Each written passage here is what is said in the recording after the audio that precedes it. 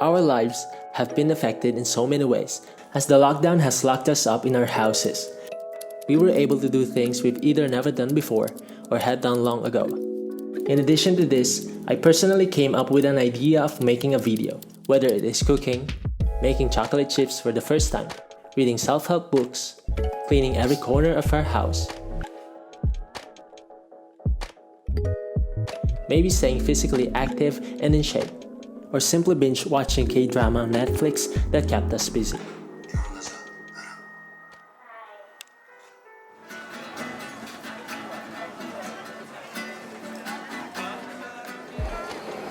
And with about 3 billion people around the globe in some form of lockdown, the Covid-19 has brought with it tons of negative outcomes.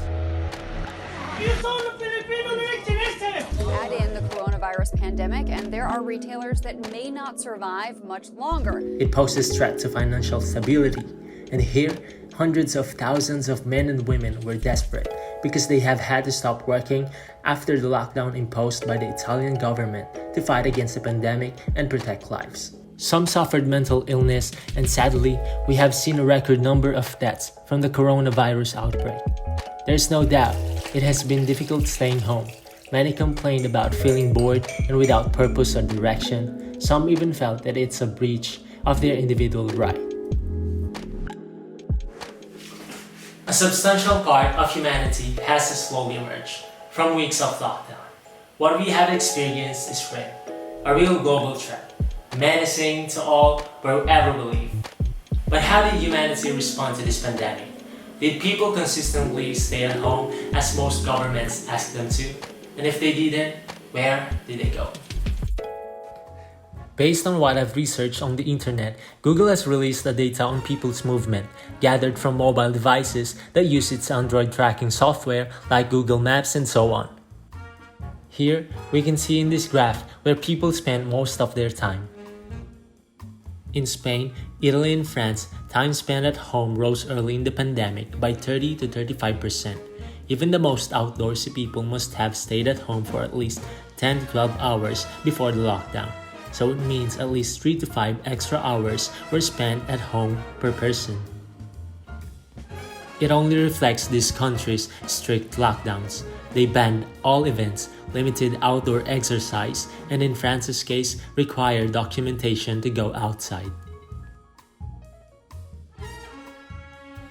The mix of how people spend their outdoor time also differed.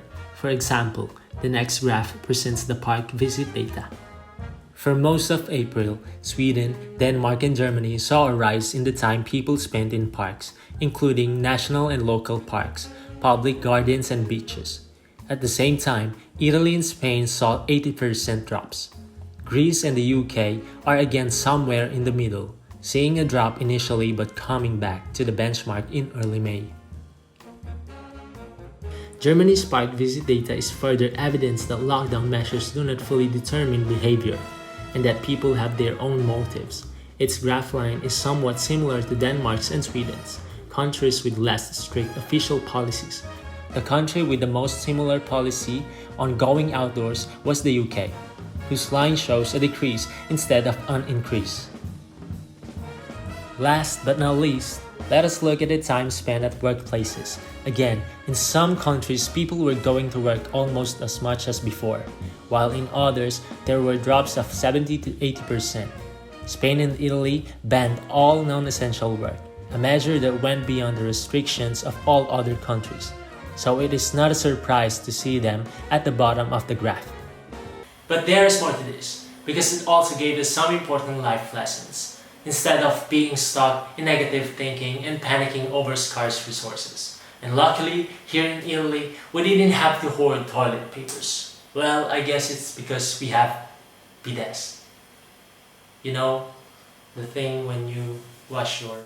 I also wanted to know how other people could be entertained from home in order to be productive and prevent boredom in times like this. To make it more relatable, I've sent a message to my family, friends, churchmates, and to those people I interact with on Facebook and Instagram.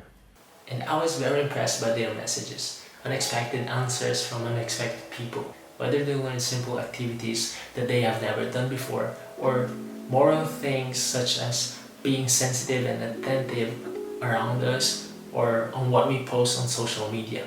Someone even told me that we complain a lot instead of being grateful for what we have, such as friends, family, and time for everything. In the challenging times everyone was going through, it was crucial to respect our communities. We have learned that during these dark days, technology more than ever proved to be essential for all of us. It kept us connected, informed, and educated.